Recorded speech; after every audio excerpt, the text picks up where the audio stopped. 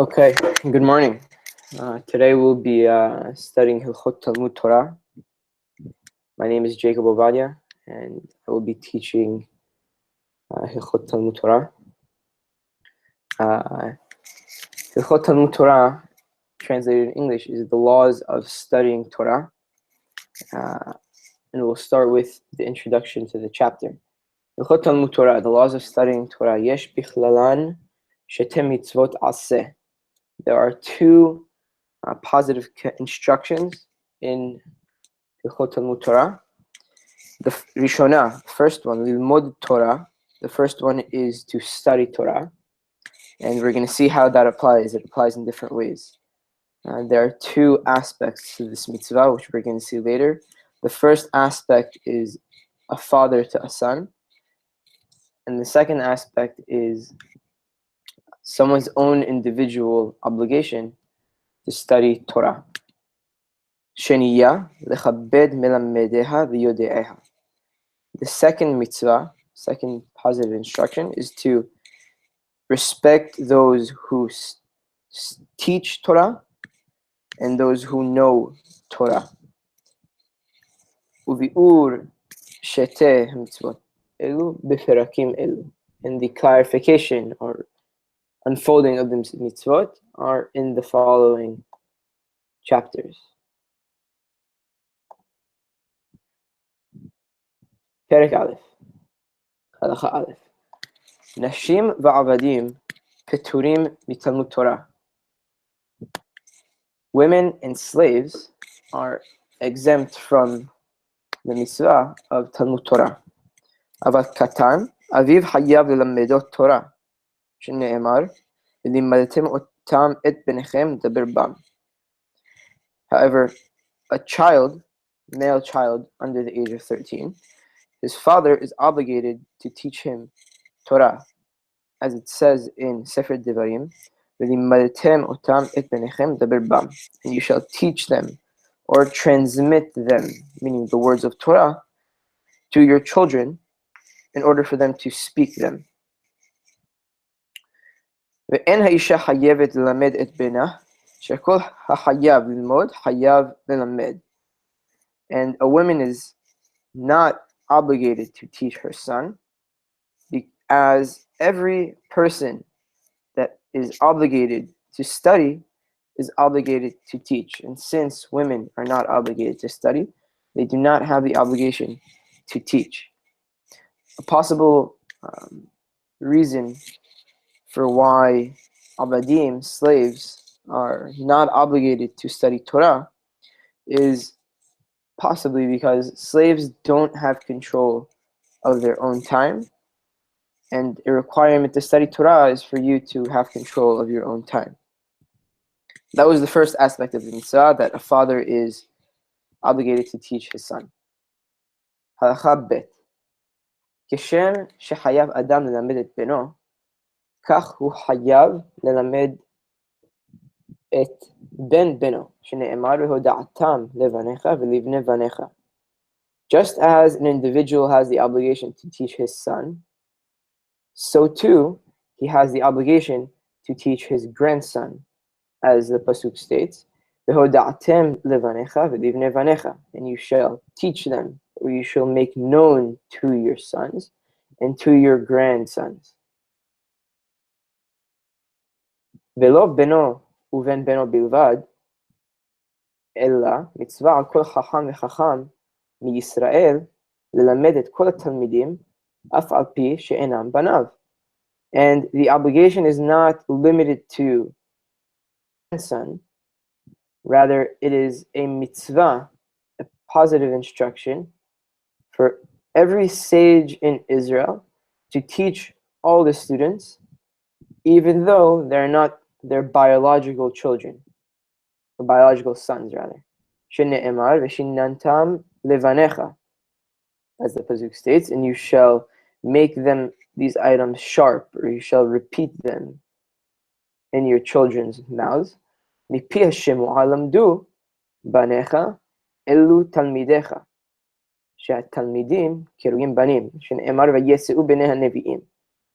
As the sages learned, as it was taught from the Torah Shebe'al Peh. Mifia Shemu'ah is a term for Torah Shebe'al Peh, or the oral tradition, the oral law. Banecha, your sons, in reference to the pasuk we quoted a moment ago, Banecha elu talmidecha, your children, is referring to your students, as a person's students are also called your children, as it says that the students of the Nevi'im, and we've talked about this a little bit earlier regarding the Nevi'im and the Bnei Nevi'im. The Bnei Nevi'im were the students of the Nevi'im. Teaching, Torah is compared by the Chachamim to life. So when an individual teaches another person Torah, it's as if he gave birth to them and gave them life. That's why Chachamim make this comparison of children to students. Im ken, halakha gimel, lama nitztava al beno, al ben beno, al ben beno. So if this is true, why was a person instructed to teach his son, additionally his grandson? Why not just have the instruction for the grandson? Lehakdim beno leven beno, to give precedence to his son, and to give precedence to his son. Lehakdim beno leven beno, to give precedence to his son over his grandson. Uven beno leven havero, and to his son, to his grandson, no, rather to his son, to give precedence to his friend's son. V'hayav diskor melamed livno lelamedo, and an individual is obligated to hire somebody to teach his son. Ve'enu hayav lelamed ben havero illa behinnam, and he is not obligated to teach his friend's son only for free. Mi shelo limedo aviv hayav lelamed et atzmo kesheyakir. An individual that his father never taught him has the obligation to teach himself when he realizes the fact that his father never taught him, and that he has the obligation to study. As the pasuk in Devarim states, and you shall teach them, or you shall study them, and you shall guard them in order to do them. And you find a similar thing in almost every place. Talmud kodem lama'aseh, that study precedes action. Talmud mevi lideh ma'aseh, because study brings a person to action. Ve'en ha'ma'aseh mevi lideh Talmud. However, action itself does not bring a person to study.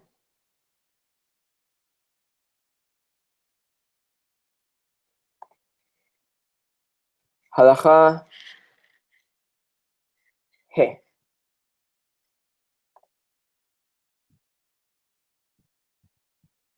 Haya hu lilmod Torah, veyesh lo ben lilmod Torah. Hu kodem livno. If an individual has the opportunity to study Torah, and he also has a son who has the opportunity to study Torah, this individual takes precedence over his son. He is the priority. However, ve'im haya beno navon umaskil mashi yilmod yoter mimenu beno kodem. However, if his son is somebody that is able to distinguish between two different things, Milshon Bina, Milshon Ben Leven, has the ability to distinguish between two different things, the type of intelligence that the sages used. Umaskil is from the word sechel, or mind, intelligence. If a person has a son that has a certain type of understanding and is able to distinguish between different things and has a certain and is intelligent, more intelligent than an individual himself, his son takes precedence over his father. And although a person's son takes precedence, an individual should not waste his time or not study Torah. שכשם שמצווה עליו ללמד את בנו, כך הוא מצווה ללמד את עצמו. Just as the mitzvah is incumbent on his son to study, he also has an individual mitzvah instruction to study as well. So just because an individual son takes precedence over him does not mean that this individual should not study. Halacha Vav. לעולם ילמד אדם תורה, ואחר כך יישא אישה. Always, a person should study Torah, and after, he should marry a woman. שאם נשא אישה תחילה, אין דעתו פנויה ללמוד. Because if a person marries a woman before he studies Torah, his mind isn't open or available to totally focus on Torah study. However, if a person's instincts or impulses or drives overcome him,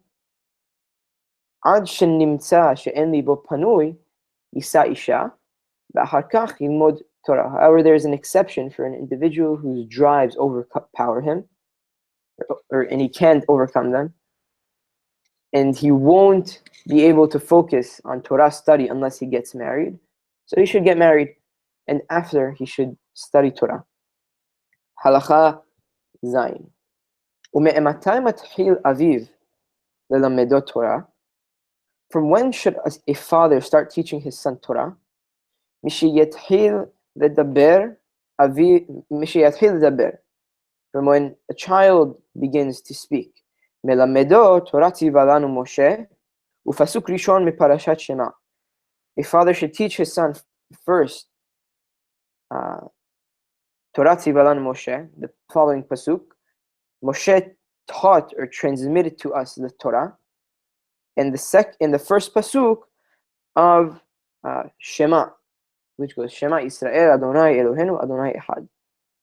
Now it's very interesting to note why Harambam instructed a person to teach Torah tzivah lanu Moshe first.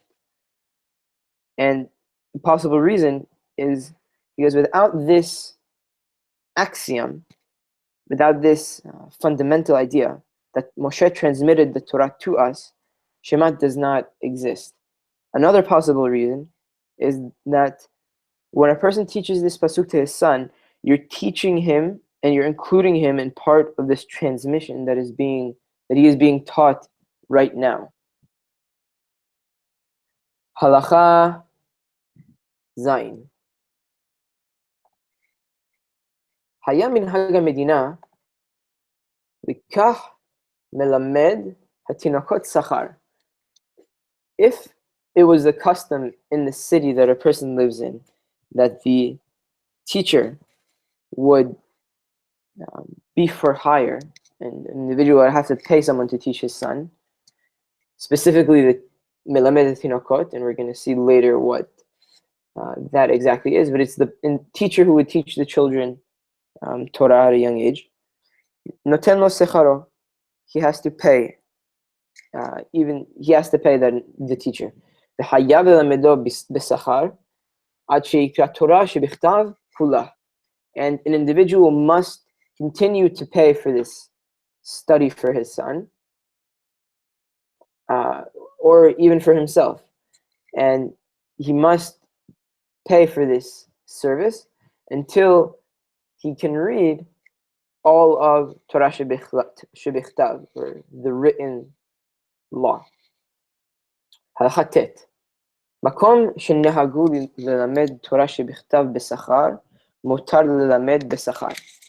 A place that the custom was to teach the written law for hire, an individual is allowed to teach for hire.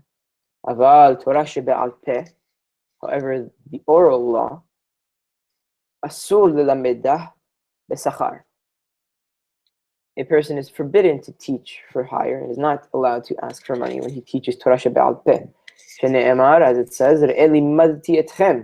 As Moshe Rabbeinu in Parasha in Sefer Devarim says about himself, see, I have taught you. מה אני בחינם למדתי, אף אתם בחינם למדתם ממני. Just as I taught you for free, so too, and you also studied and learned from me for free. וכן שתלמדו לדורות בחינם כמו שלימדתי אתכם. So too, when you teach your progeny, you shall also teach them for free, just as I taught you. Halacha Yod. לא מצא מי שילמדו בחינם.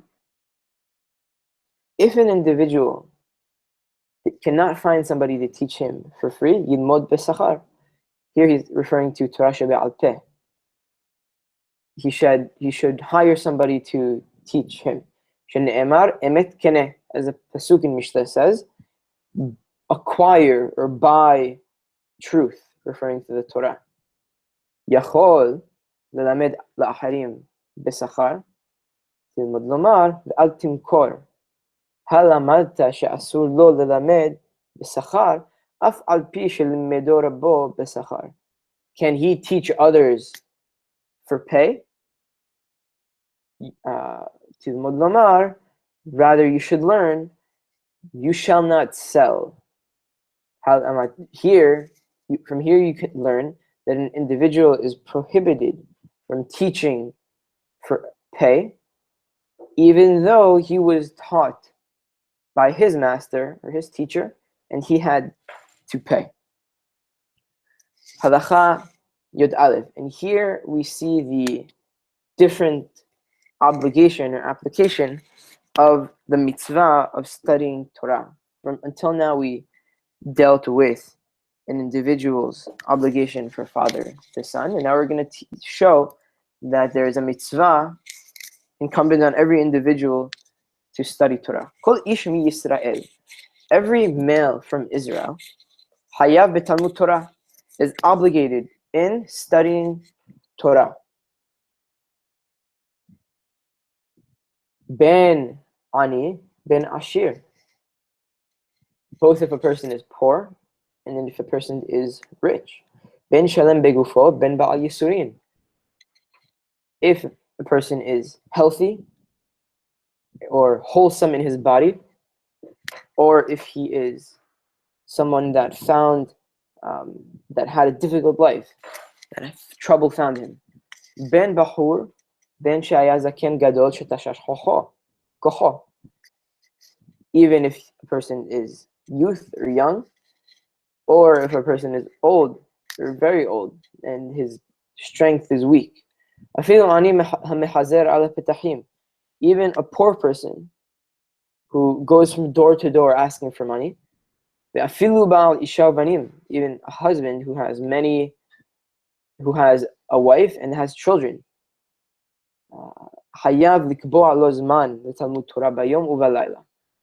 All of these individuals have the obligation to set a time for Torah study, both at night and in the day. As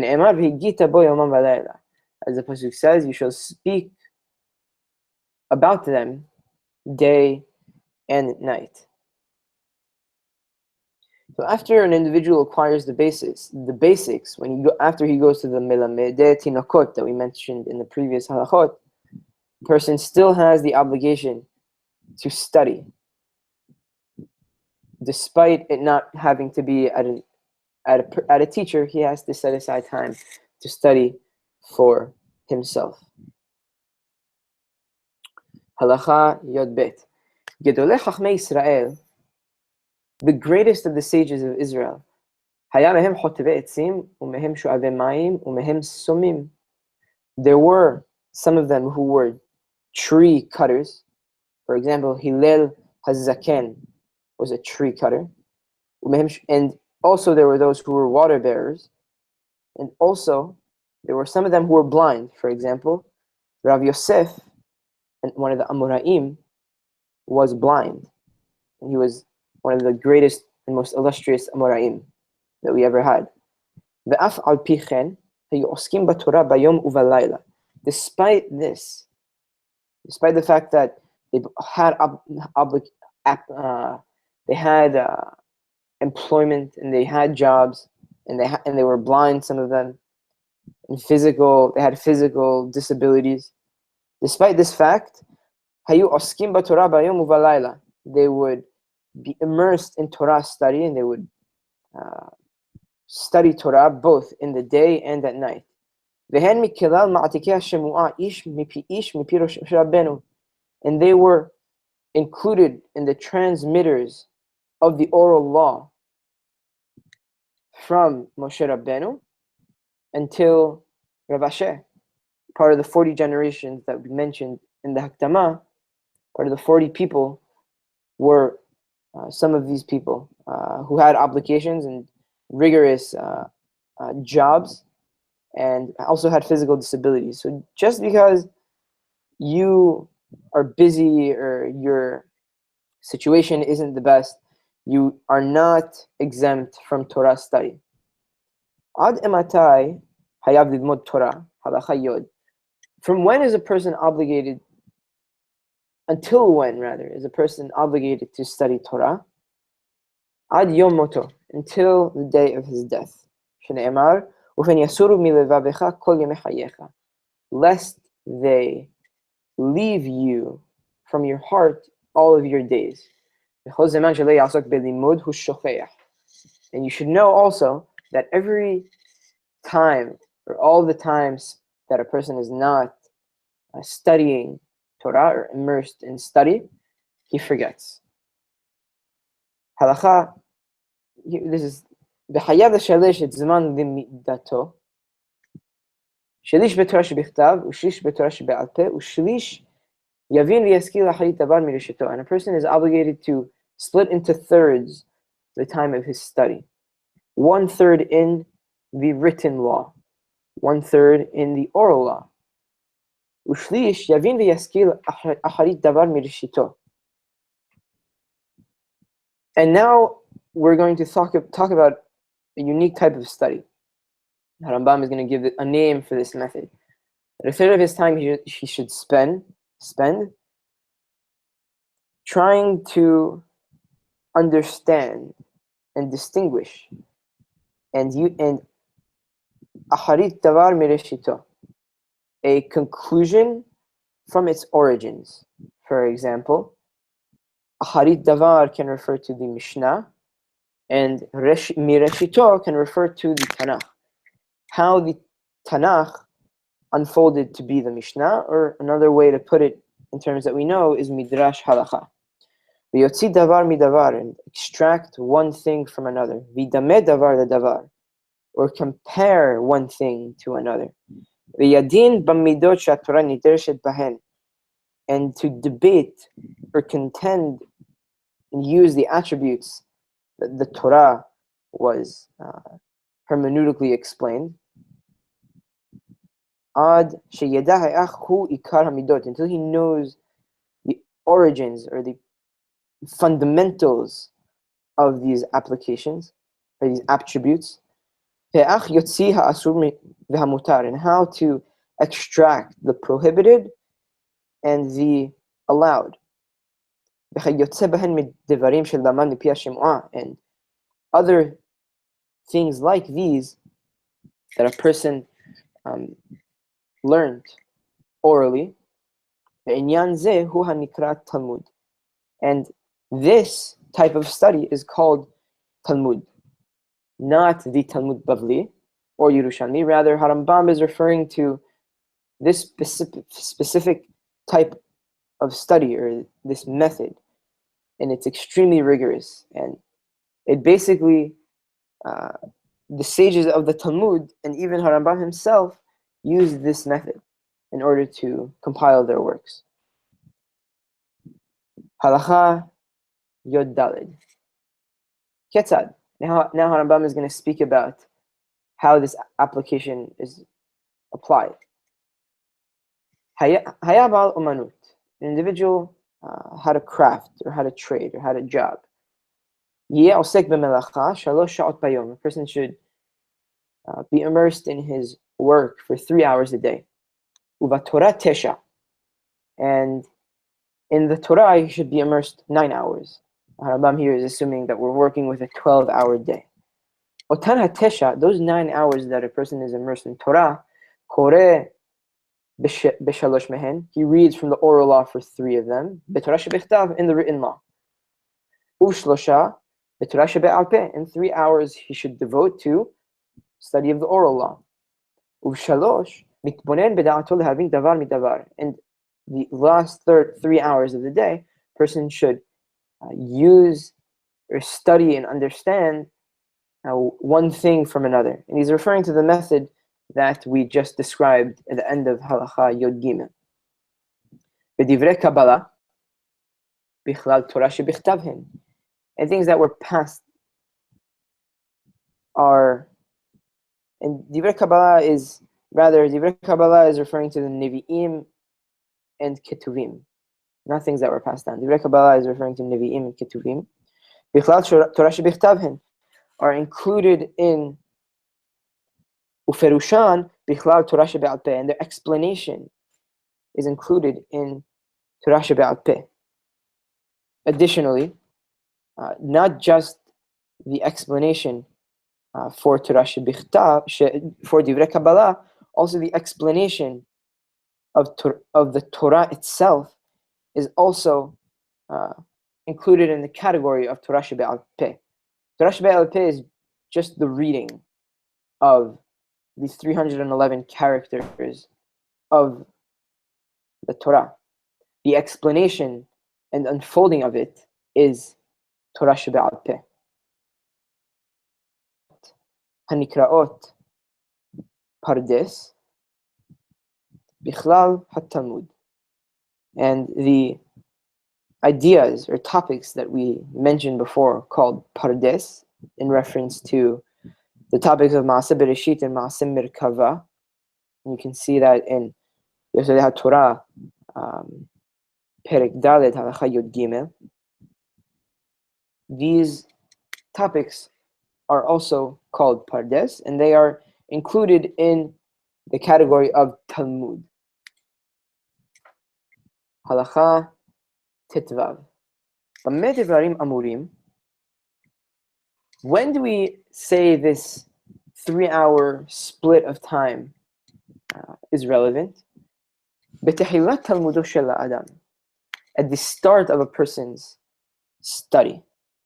Aval kesheyagdil b'chokhmah. However, when a person adds to his knowledge and becomes great in knowledge and chokhmah, v'lo yeh tzarich lo limod Torah shebichtav, v'lo ya'asok tamid b'Torah shebe'al peh. A person does not have to study Torah shebichtav, or will always study the Torah shebe'al peh, or the oral law. Yikra be'itim mezumanim Torah shebichtav v'divrei hashemu'ah. Rather, you should study periodically the written law and the Torah shebe'al peh, because these things do have an end. There is an end to the Torah shebichtav. Once a person masters and completely knows the Torah shebichtav and how to recite them, he doesn't have to spend 3 hours a day going over them, or even Torah shebe'al peh. However, a person, we said, should set up times periodically to study them, so that he doesn't forget anything from the words of Torah. ויפנה כל ימיו לתלמוד בלבד, and he should devote all of his time and all of his days to Talmud only. לפי רוחב ליבו ויישוב דעתו, according to a person's individual mindset and his broad heart and his mindset again. Halacha Tetzayin. Unfortunately, these following couple of halachot are misunderstood, and we'll try and clarify them right now. Halacha Tetzayin. Isha shelamda Torah, a woman who learned Torah, as we mentioned in the first halacha of the chapter, a woman is not obligated or is exempt from the study of Torah. However, Harambam here in the following two halachot is going to talk about the status of a woman studying Torah, if it should be encouraged, if it not, and we'll see why it was misunderstood. Torah, a woman who studies Torah, yesh lah sachar, does have a merit, a reward. Aval eno kischar ha'ish, mipnei shelo nitztavat. However, her reward is not like the reward of a man, because she was not instructed to study. וכל העושה דבר שאינו מצווה עליו, אין שכרו כשכר המצווה שעשה, אלא פחות ממנו. And anyone who does something when he wasn't instructed to do, his reward is not like the reward of an individual that was instructed to do it. Rather, it is less. And even though she does have merit when she studies, the sages instructed, the sages instructed that an individual should not actively teach his daughter Torah,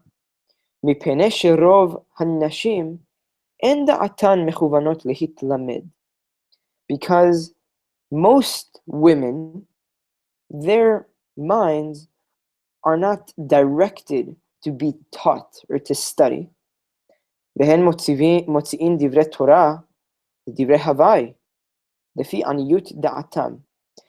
they will take out the words of Torah to a meaningless place, to meaningless words, because their mindset is lacking. Additionally, we have to remember that in those times, women would be very much immersed in building the house. Shlomo HaMelech says in Mishle, "Chochmot nashim baneta betah," that the intelligence and wiseness of a woman has built her house.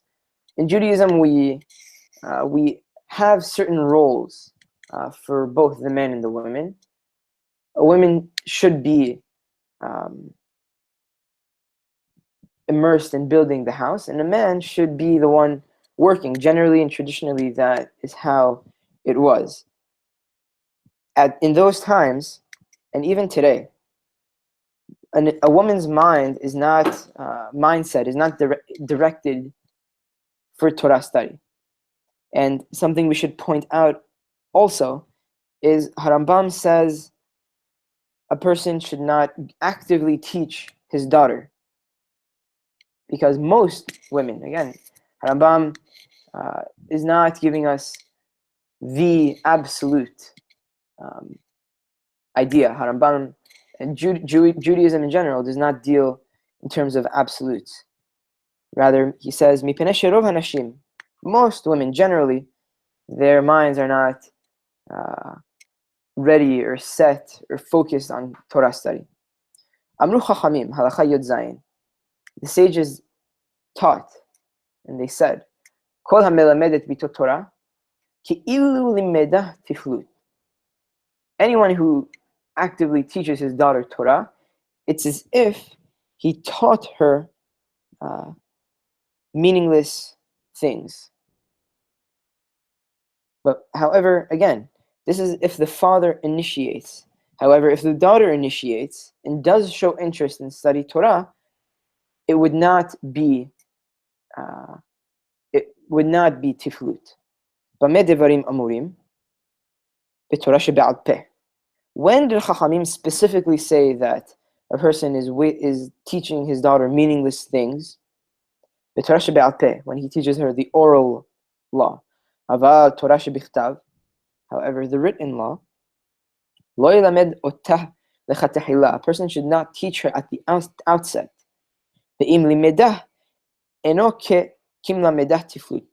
However, if he did teach her the written law, it is not as if he taught her wasteful things. And it's extremely important that we read Harambam carefully here, that this is in reference to Torah shebe'al peh, not Torah shebichtav. If he teaches her Torah shebichtav, it is not as if he teaches her meaningless things. Another caveat to this is that if a father teaches his daughter relevant things for her life, obviously an individual should teach his daughter the relevant practical halachot and laws that apply to her, so that she can keep the Torah. Additionally, we saw in Hilkhot Yesodei Torah, Perek Daled, Halacha Yod Gimel, that Harambam says that anyone has the ability and should study Torah. He says in the last halacha, ועוד שהן הטובה הגדולה שהשפיעה הקדוש ברוך הוא ליישוב העולם הזה כדי לנחול חיי העולם בה ואפשר שידעים הכל. גדול, קטן, איש ואישה. Women also have the same ability as men to learn Torah. There's nothing wrong, from the outset wrong with women or their intelligence. They have the same ability as men. However, generally and traditionally, their role was in the home, and arguably more important than that of the man who was out in the world. Tomorrow, Be'ezrat Hashem, we will study Perek Bet.